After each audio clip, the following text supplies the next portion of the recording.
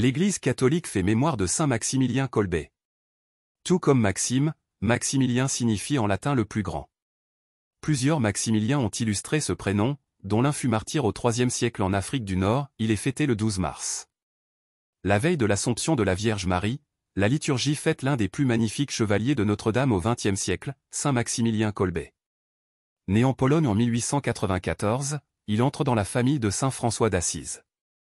Il se révèle comme un surdoué, physicien, philosophe et théologien, avec en plus un don étonnant pour l'organisation. Il sera en son pays, et jusqu'au Japon, pionnier des moyens de communication sociale que sont la presse et la radio, diffusant le message de l'évangile du Christ par des ondes de plus en plus puissantes et des centaines de milliers d'exemplaires de revues. Son ardente dévotion envers la Vierge Marie l'Immaculée sera toujours sa force et sa joie.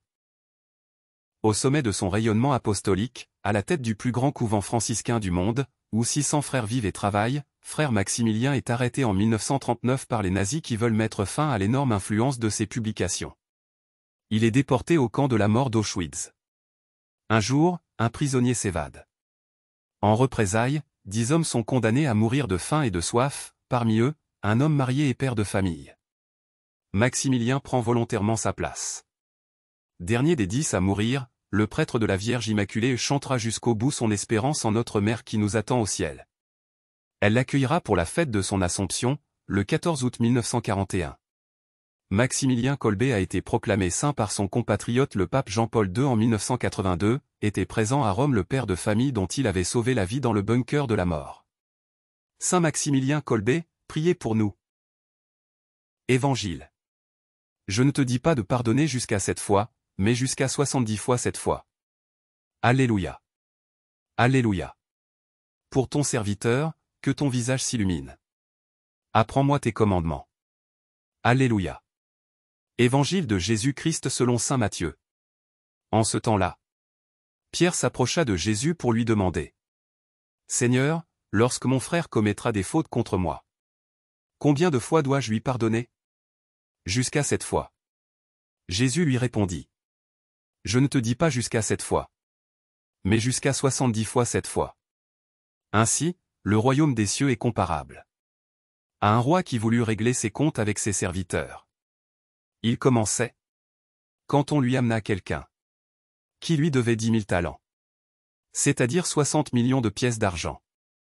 Comme cet homme n'avait pas de quoi rembourser, le maître ordonna de le vendre, avec sa femme, ses enfants et tous ses biens, en remboursement de sa dette. Alors, tombant à ses pieds, le serviteur demeurait prosterné et disait.